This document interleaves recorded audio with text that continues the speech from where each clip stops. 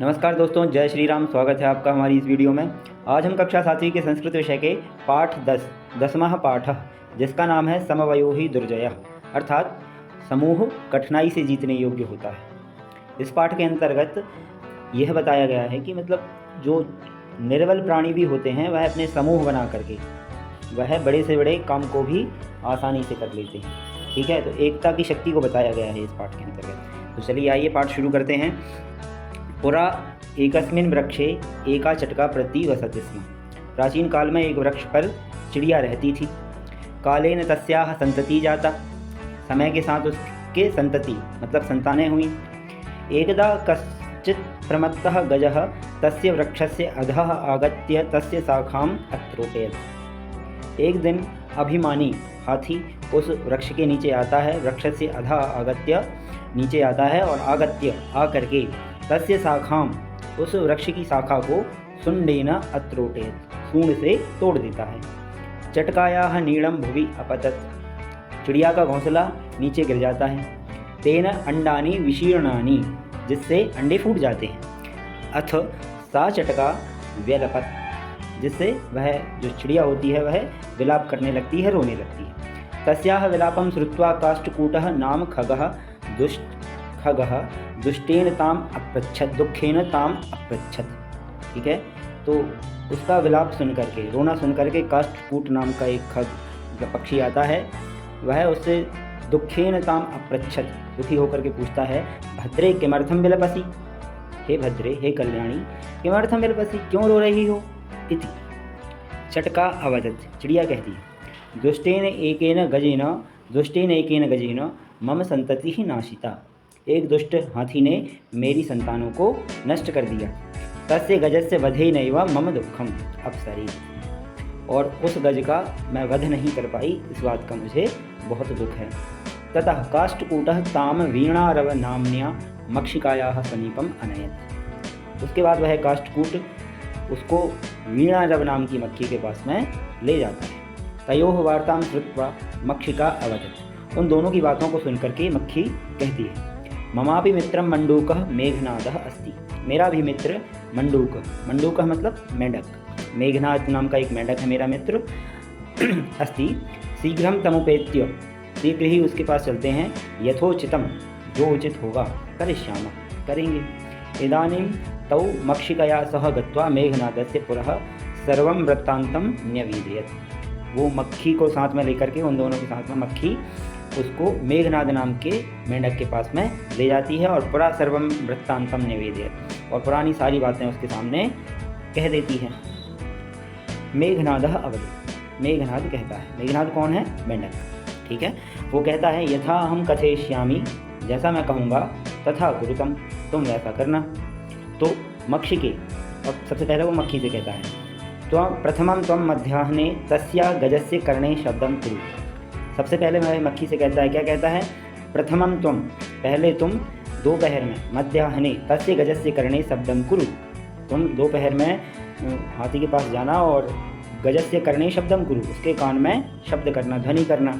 येन सह नयने निमील्य स्थास्यति, जिससे वह कानों आँखों को बंद कर लेटा रहेगा। तदा काष्ठकूटः चंचवा तस्य नयने स्फोटयिष्यति, उसके बाद काष्ठकूट नाम का ये जो पक्षी है वह उसकी आंखें फोड़ देगा। एवं सह गजः अंधा भविष्यति, जिससे वह हाथी अंधा हो जाएगा। तृषार्तः सा जलाशयं गमिष्यति, और प्यास, तृषार्तः मतलब प्यासा, जब उसे प्यास लगेगी तो प्यास से वह जलाशयं गमिष्यति, जलाशय की ओर जाएगा, नदी की ओर जाएगा। मार्गे महान गर्तः अस्ति, रास्ते में महान गर्तः, बहुत बड़ा गड्ढा है।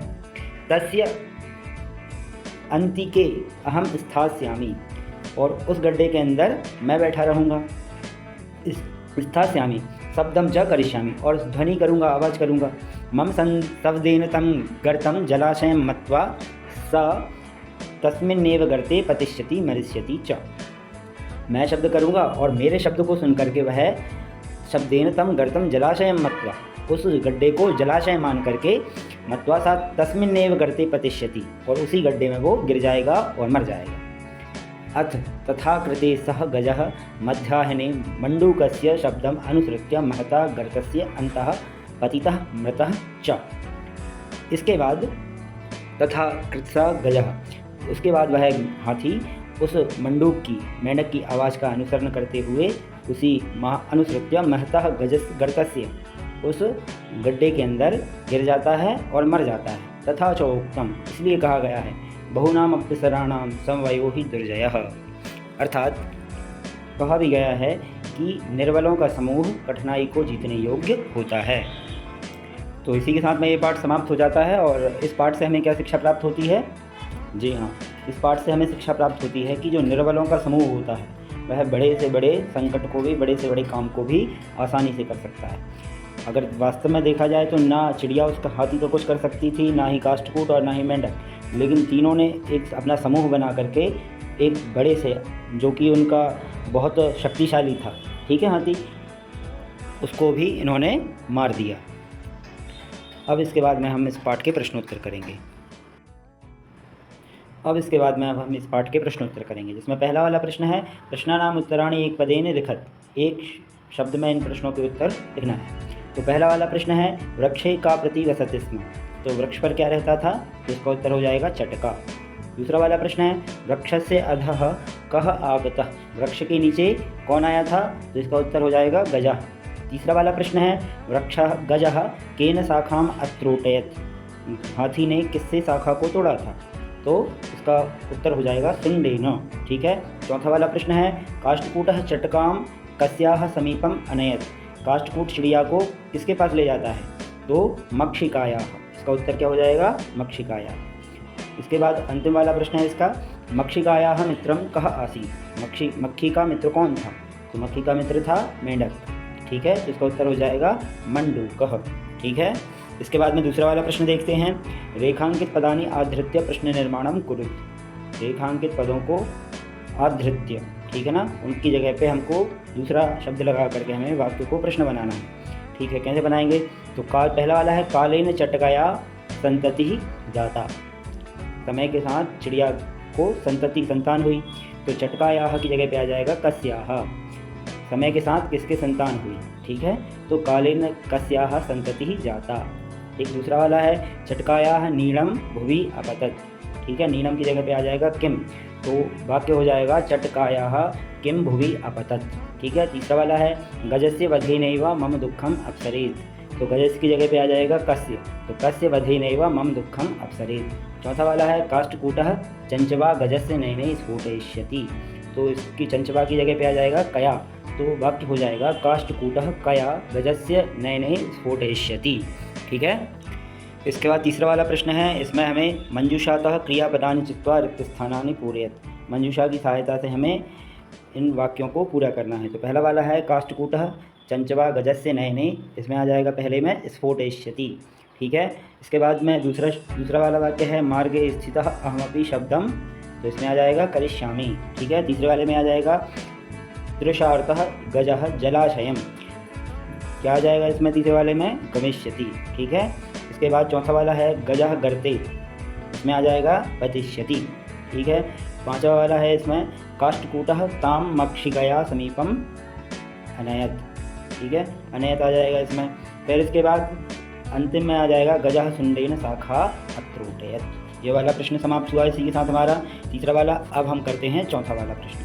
चौथे वाले प्रश्न में हमें दिया गया है, प्रश्नानाम उत्तराणि एक वाक्येन लिखत, प्रश्नों के उत्तर एक वाक्य में लिखिए। तो पहला प्रश्न है इसका, चटकायाः विलापम श्रुत्वा काष्ठकूटः ताम किम अपृच्छत, चिड़िया का रोना सुन करके काष्ठकूट उससे क्या पूछता है, ठीक है। तो इसका उत्तर हो जाएगा, चटकायाः विलापम श्रुत्वा काष्ठकूटः ताम अपृच्छत भद्रे किमर्थम विलपति, मतलब हे भद्रे तुम क्यों रो रही हो। इसके बाद दूसरा वाला प्रश्न है, चटकायाः काष्ठकूटस्य च वार्तां श्रुत्वा मक्षिका किम अवदत्, चिड़िया और काष्ठकूट की बात सुन करके मक्खी ने क्या कहा। तो मक्खी ने क्या कहा, तो इसका उत्तर होगा, चटकायाः काष्ठकूटस्य च वार्ता श्रुत्वा मक्षिका अवदत् ममापि मित्रं मंडूकः मेघनादः अस्ति शीघ्रं तमुपेत्य यथोचितं करिष्यामः, ये इसका उत्तर हो जाएगा। मतलब मक्खी कहती है कि मेरा भी एक मित्र है मेघनाद नाम का मंडूक, उसके पास चलते हैं, जैसा उचित होगा वैसा करेंगे, ठीक है। इसके बाद तीसरा प्रश्न है, मेघनादः मक्षिकां किम अवदत्, मेघनाद मक्खी से क्या कहता है। तो इसका उत्तर होगा, मेघनादः मक्षिकाम् अवदत्। मक्षिके प्रथमं त्वं मध्याह्ने गजस्य कर्णे शब्दं कुरु, येन सह नयने निमील्य स्थास्यति। ठीक है, तो मक्खी से वह मेंढक कहता है कि मक्खी सबसे पहले तुम दोपहर में जा करके उसके कानों में आवाज़ करना, जिससे वह नेत्र बंद करके रुक जाएगा, रुका रहेगा मतलब लेटा रहेगा। ठीक है, इसके बाद में अंतिम प्रश्न है, चटका काष्ठकूटम किम अवदत्। चिड़िया काष्ठकूट से क्या कहती है? तो चटका इसका उत्तर हो जाएगा, तो उत्तर होगा इसका चटका काष्ठकूटम अवदत् दुष्टेन एकेन गजेन मम संतति नासिता। एक दुष्ट हाथी ने मेरी संतानों को नष्ट कर दिया। इसके बाद में पांचवा वाला प्रश्न करते हैं। इसमें दिया गया है, उदाहरणम अनुसृत्य रिक्त स्थानानि पूरयत। उदाहरणों का अनुसरण करते हुए रिक्त स्थानों की पूर्ति कीजिए। तो क वाले में प्रथम पुरुष, ख वाले में मध्यम पुरुष और ग वाले में उत्तम पुरुष के उदाहरण दिए गए हैं और इन्हें पूरा करने के लिए कहा गया है। तो पहला देख लेते हैं। पहला है प्रथम पुरुष का, पठति पठतः पठन्ति, ये उदाहरण दिया गया है। इसी तरह पतिष्यतः ये लिखा है, तो पतिष्यति पतिष्यतः पतिष्यन्ति, ये प्रथम पुरुष में भर जाएगा। फिर दूसरे वाले में भर जाएगा मरिष्यन्ति का, मरिष्यति मरिष्यतः मरिष्यन्ति, ऐसे करके हो जाएगा। फिर ख वाले में देखिए, जैसे गमिष्यसि गमिष्यतः गमिष्यत। ठीक है, मध्यम पुरुष का दिया गया है, तो धाविष्यतः है तो धाविष्यसि धाविष्यतः धाविष्यत, ऐसे हो जाएगा। क्रीडिष्यतः है क्रीडिष्यत, तो इसका हो जाएगा क्रीडिष्यसि क्रीडिष्यतः क्रीडिष्यत। इसके बाद उत्तम पुरुष का देखेंगे, लेखिष्यामि लेखिष्यावः लेखिष्यामः, ये उदाहरण दिया है, तो इसका हो जाएगा हसिष्यावः, हस धातु में बनाना है, तो हसिष्यामि हसिष्यावः हसिष्यामः। ठीक है, यहाँ पे अब अंतिम वाले में दिया है द्रक्ष्यामः, तो द्रक्ष्यामि द्रक्ष्यावः द्रक्ष्यामः। इस तरह से ये बहुत आसान है, ये आराम से फिल हो जाएगा। ठीक है, इसके बाद में अब हम देखते हैं प्रश्न क्रमांक 6। तो प्रश्न क्रमांक, उदाहरणानुसारम स्म शब्दम योजयित्वा भूतकालिक क्रिया रचयत। ठीक है, तो इसमें हमें भूतकालिक क्रिया मतलब पास्ट टेंस की क्रिया लगा करके हमें वाक्य शब्द ये धातुएं बनानी है। ठीक है, जैसे अवसत है, उदाहरण दिया है अवसत, तो वस धातु है तो लट लकार में वसति बनता है, तो वसति करके और स्म लगा दिया। ठीक है, तो हो गया वसति स्म। ठीक है, यहाँ पे फिर उसके बाद अपठत दिया है, तो पठ धातु है तो पठति स्म, तो क्या आ जाएगा इसमें पठति स्म। अत्रोटयत है तो त्रोटयति स्म हो जाएगा त्रोटयति स्म। अपतत है तो पतति और स्म पतति स्म। ठीक है, इसके बाद अपृच्छत है तो पृच्छति और स्म, अंत में सिर्फ स्म लगा देना है। ठीक है, पृच्छति स्म। फिर इसके बाद में वद धातु अवदत है, ठीक है, तो वदति स्म। ठीक है, अनयत है तो नयति स्म। इस तरह से ये पूरा फिल हो जाएगा। इसके बाद में है छठवां वाला प्रश्न, सातवां वाला प्रश्न। सातवें वाले प्रश्न में हमें कोष्टकात् उचितम पदम चित्वा रिक्त स्थानानि पूरयत। ठीक है, जो कोष्टकों में जो आपको दिए गए हैं शब्द, उनमें से सही वाला चुन करके आपको इन खाली स्थानों को भरना है। तो पहले वाले में दिया है, कोष्टकों में दिया है एकम एका एकः, इसमें से कौन सा आएगा? तो पहले में आ जाएगा एका। एका बालिका मधुरम गायती। ठीक है, एक बालिका मधुर स्वर में गा रही है। ठीक है, इसके बाद में दूसरा वाला है चत्वारः चतस्रः चत्वारि, तो इनमें से आ जाएगा चत्वारः, तो चत्वारः कृषकाः कृषि कर्माणि कुर्वन्ति। ठीक है, इसके बाद में तीसरे वाले में आ जाएगा तानि पत्राणि सुंदराणि सन्ति। ठीक है, चौथे वाले में आ जाएगा धैनवः दुग्धम, तो इसमें आएगा ददति। ठीक है, धैनवः दुग्धम ददति। ठीक है, इसके बाद है अंतिम वाला वयम संस्कृतम। ठीक है, तो इसमें आ जाए वयम संस्कृतम अपठाम। इसी प्रश्न के साथ में ये हमारा पाठ समाप्त हो जाता है। आशा है आपको समझ में आया होगा, और आपके जो भी प्रश्न हैं वो आप कमेंट करके पूछ सकते हैं। जय श्री राम।